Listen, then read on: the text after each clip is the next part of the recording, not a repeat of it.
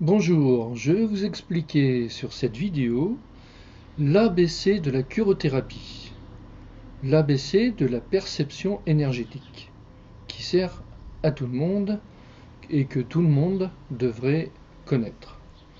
Première étape, prenez une barre de xylophone, vous voyez, une barre de xylophone que l'on peut taper et qui fait donc de la musique, et puis placez-la en diagonale de vous, non pas en face ni de côté mais en diagonale, de l'extérieur vers l'intérieur, et puis tapez-la. Et vous allez entendre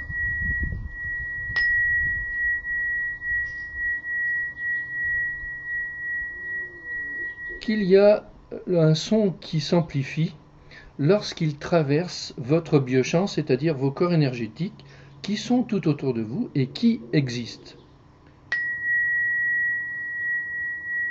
Vous voyez, je suis dans l'air et on entend très distinctement ces limites du corps énergétique. Deuxième exercice, de face. Là aussi, on entend très bien qu'il y a un plan d'énergie de nos corps énergétiques qui est de face, de haut en bas, tout droit, et un autre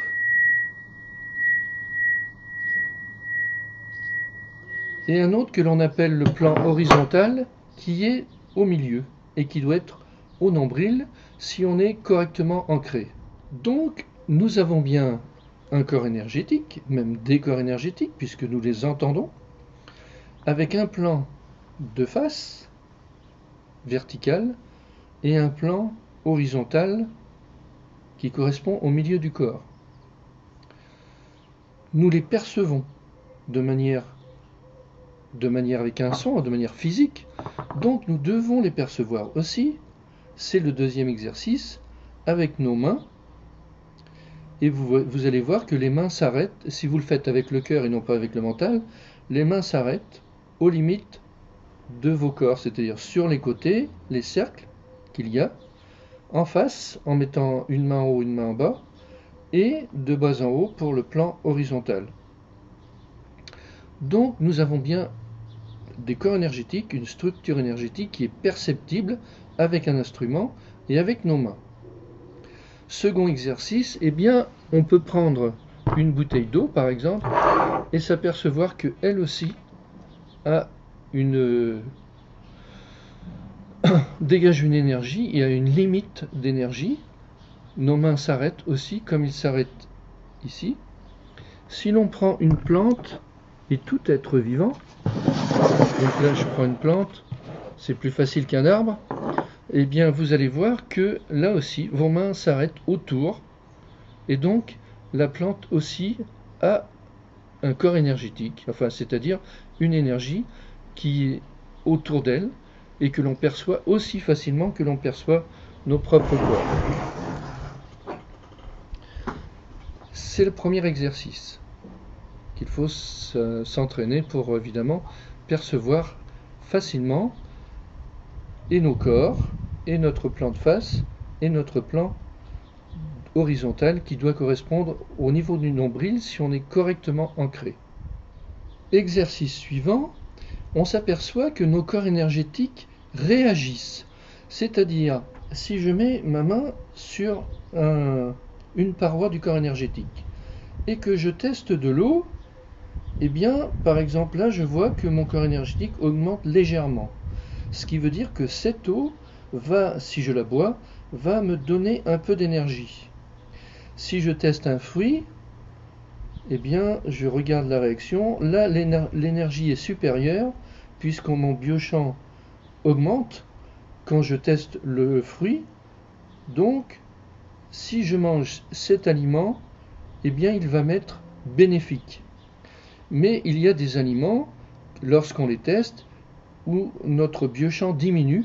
Et là, effectivement, c'est que l'énergie de l'aliment va nous affaiblir notre énergie.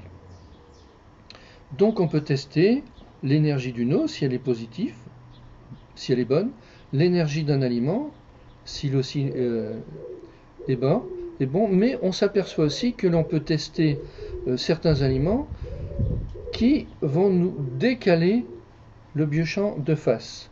Quand ils sont dangereux, le biochamp de face se met de côté, donc il suffit de le chercher. Quand ils sont négatifs, le biochamp de face se décale légèrement sur le côté. Donc on peut tester un aliment, mais aussi on peut tester un livre. Il suffit de mettre la main sur le livre. Là, évidemment, il ne va pas nous donner de l'énergie, mais on va tester si notre biochamp de face reste droit, c'est que les informations sont positives ou neutres. Par contre, si le biochamp de face se décale, c'est que les informations sont erronées. Et s'il se décale en diagonale, c'est que les informations sont mensongères et dangereuses. Et pour tout ce qu'on va tester, on va pouvoir tester si un aliment ou quelque chose augmente notre énergie, c'est plus souvent un aliment, ou si, quand on teste n'importe quoi en fait, si notre biochamp reste droit, eh bien c'est que c'est neutre ou positif. Si notre biochamp se décale, ça veut dire que c'est négatif. Et s'il est en diagonale, ça veut dire qu'il est vraiment dangereux. Donc là, on teste la réaction d'un aliment, d'un livre, ou d'un être, ou d'une personne, leur réaction sur notre biochamp, et on voit qu'il y a vraiment une réaction, soit d'augmentation, soit de décalage du plan vertical sur le côté ou en diagonale. Exercice suivant, on s'aperçoit que non seulement on peut tester une énergie, mais aussi on peut la tester à distance. Si on l'éloigne de nous, à distance, on va voir le même résultat. Donc il suffit de faire l'exercice. Vous mettez votre main sur votre biochamp, vous testez à distance, et vous avez la même réaction. Quel que soit l'éloignement, si on teste quelque chose à distance, on a la même réaction. Puisque là, en fait, on est dans l'espace quantique, et c'est notre pensée qui veut tester telle chose, qui crée une réaction sur le biochamp et un effet. Alors ça a un avantage, c'est que si l'on veut tester s'il y a quelque chose autour de nous, eh bien, compte tenu que l'on sait que l'on peut le faire à distance, il suffit de balayer l'air comme si c'était un laser pour percevoir. Donc on perçoit notre énergie. Ce qui veut dire que s'il y a un autre être dans l'espace que l'on ne voit pas forcément physiquement, mais s'il est là quand même, de manière énergétique, eh bien si on balaye la main, on va le percevoir énergétiquement. C'est le cas par exemple des hommes en peine, c'est-à-dire des défunts qui ne sont pas partis, parce que pour multiples raisons, dont la première c'est parce qu'on leur a dit qu'il n'y a rien après la mort, donc ils ont peur de l'au-delà. Il suffit de balayer l'air autour de nous en disant est-ce qu'il y a quelqu'un ici, une âme en peine, de balayer l'air, et s'il y en a une, eh bien notre main va s'arrêter, on va même pouvoir avec les deux mains percevoir son contour énergétique comme nous avons perçu notre propre contour. Ensuite, on peut, si l'on trouve une présence, on perçoit une présence énergétique, on peut tester de quelle nature il s'agit. S'il s'agit d'un être humain, d'un ex-être humain, c'est-à-dire d'une âme en peine, eh bien notre énergie, que ce soit dans ce sens-là, ou que ce soit dans le sens-là par rapport au biochamp, par rapport au plan horizontal, notre énergie sera la même qu'un humain. Il ne va pas y avoir de différence. Par contre, si l'on pose la question, est-ce qu'il y a un esprit de la nature, et que l'on perçoit un esprit de la nature, ou si l'on pose la question dans une église par exemple, est-ce qu'il y a une sainte présence, mais réellement une sainte présence, pas qu'une hypothèse, et que l'on perçoit une présence, eh bien l'énergie va être supérieure à celle d'un humain, c'est-à-dire qu'au lieu de percevoir une énergie égale au niveau du plan horizontal par exemple, eh bien en présence d'un esprit de la nature, notre énergie va augmenter, et en présence d'une sainte présence, dans une église par exemple, notre énergie va augmenter encore plus. Pour voir s'il s'agit d'un esprit de la nature, on va dire que à partir du nombril, on est au zéro, c'est-à-dire à l'énergie d'un humain normal. Lorsque l'énergie monte au niveau de la poitrine, on est à une énergie multipliée par 10, c'est-à-dire tout notre biochamp s'est augmenté par 10. Et lorsque notre plan horizontal arrive ici, on peut dire que l'énergie s'est multipliée par 20, et lorsqu'il arrive au niveau de la tête, notre énergie s'est multipliée par 30. Donc si l'on teste une présence et que l'on constate où est rendu notre plan, on va dire s'il s'agit par exemple ici, on va dire qu'il s'agit entre le 0 et le 10, donc à peu près 5 fois notre énergie. Là, il s'agit d'un esprit de la nature. Selon la grandeur, etc., on va pouvoir estimer de qui il s'agit. Si l'énergie monte plus haut, eh bien, il s'agit aussi d'un esprit de la nature, mais d'un grand esprit de la nature. Et puis, si ça monte encore plus haut, en général, il s'agit de saintes présences qui sont réellement dans les lieux, dans les églises, dans les hauts lieux, et que l'on constate en percevant leur corps énergétique comme on a perçu le nôtre. Cela paraît peut-être extraordinaire et pourtant c'est la vérité et il vous suffit de le faire pour le constater vous-même.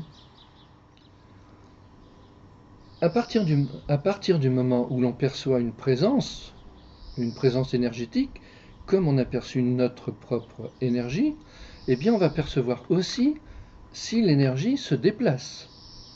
C'est-à-dire que si l'on en perçoit, on pose la question, est-ce qu'il y a un esprit de la nature? On balaye l'air et puis notre main s'arrête. On regarde sa grandeur, on regarde s'il est positif ou s'il est négatif, puisque notre biochamp va être décalé. On regarde son énergie dans le sens de la hauteur. S'il est jusque-là, c'est vraiment un esprit de la nature. Si notre énergie est montée, c'est plutôt une sainte présence. Et puis, on peut dialoguer avec, c'est-à-dire on peut lui demander, eh bien par exemple, est-ce que tu es une fée? Si c'est le cas, est-ce que tu peux te mettre à gauche? Et puis, il suffit de rebalayer l'air pour voir s'il s'est déplacé ou pas. S'il ne s'est pas déplacé, c'est que ce n'est pas une fée. Enfin, on peut poser une autre question, est-ce que tu es un autre esprit de la nature que l'on nomme? Si c'est le cas, mets-toi à gauche. Et puis on rebalaye.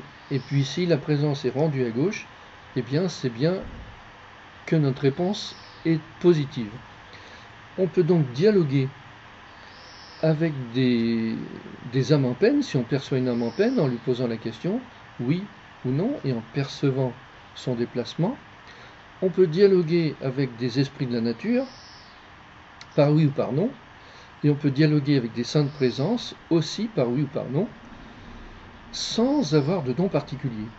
Il suffit simplement de percevoir notre biochamp, comme on a fait, et on pourra percevoir un biochamp énergétique dans la nature.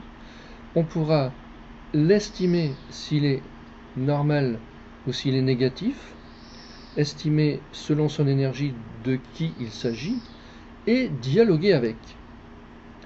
Ce qui nous donne évidemment énormément de capacités que personne ne savait, ce qui nous permet de constater que la science ne sait pas tout, puisqu'ils ne connaissent pas les corps énergétiques, que la religion ne sait pas tout, puisqu'ils ne savent pas que les saintes présences sont réellement dans les églises. Et puis notre éducation, évidemment, est tout à fait à refaire, puisque tout ceci existe et on peut le percevoir et le tester nous-mêmes. Donc à partir du moment où on va avoir perçu nos corps énergétiques, avec le biochamp de face, le biochamp qui est horizontal, à partir du moment où on va avoir perçu des esprits dans la nature, des présences éthériques ou astrales, l'énergie des plantes, l'énergie des fruits, on va pouvoir dialoguer avec ces présences. De même que l'on peut dialoguer avec un arbre, alors là par contre l'arbre il ne va pas se déplacer, mais si on met nos mains sur son biochamp et que l'on pose une question, eh bien si c'est oui, le biochamp va augmenter, et si c'est non, le biochamp va diminuer. Il suffit de le faire pour constater que ça fonctionne. Et 80% des personnes qui font cet exercice, cela fonctionne aussitôt. Et aussitôt, eh bien, on est considéré, si on parle de ça à quelqu'un d'autre, on est un peu considéré comme fou, parce qu'il est hors de question d'admettre qu'il y a des esprits de la nature, qu'il y a des saintes présences autour de nous, qu'il y a des âmes en peine, et encore moins qu'on peut dialoguer avec en 10 minutes. Donc évidemment, quand vous allez le faire, vous allez tout de suite passer pour un fou vis-à-vis de votre entourage. Donc il va falloir leur expliquer la même chose et leur dire, essayez, avant de conclure, avant de... Effectivement, notre éducation ne nous enseigne pas ça, mais avec ce système que vous pouvez vérifier, expérimenter, eh bien vous allez voir que l'on a réellement des corps énergétiques, qu'il y a réellement des présences autour de nous, que l'on peut percevoir l'énergie des choses, estimer si c'est positif ou négatif, dialoguer avec les arbres, avec les plantes, avec les esprits de la nature, et tout ça, c'est maintenant. Maintenant, vous pouvez le faire, et tout le monde peut le faire. Et c'est à partir de là que la curothérapie est née, que l'on peut percevoir que l'on a détaillé tous les corps énergétiques, et tout ce qui est à l'intérieur, c'est-à-dire les fissures, les failles, au même titre que tout ce qui est physique peut être altéré, les corps énergétiques, un par un, peuvent être altérés, et cela nous permet donc de tout tester, de tout remettre en place, de tout nettoyer, et aussi on s'est aperçu qu'il y a des esprits de la nature, mais aussi il y a des parasites qui sont sur nous, qui sont de nature éthérique ou astrale, comme vous voulez, et qui consomment nos énergies et qui créent ce que la médecine appelle des maladies, qui sont réellement des maladies d'ailleurs, mais que l'on peut soigner, puisqu'on peut les percevoir, et à partir du moment où on peut les percevoir, on peut aussi les enlever. Voilà en quelques minutes une panoplie d'exercices que vous pouvez faire et qui va vous ouvrir les portes sur ce monde énergétique mystérieux qui n'est pas franchement mystérieux, mais qui est inconnu surtout. Merci.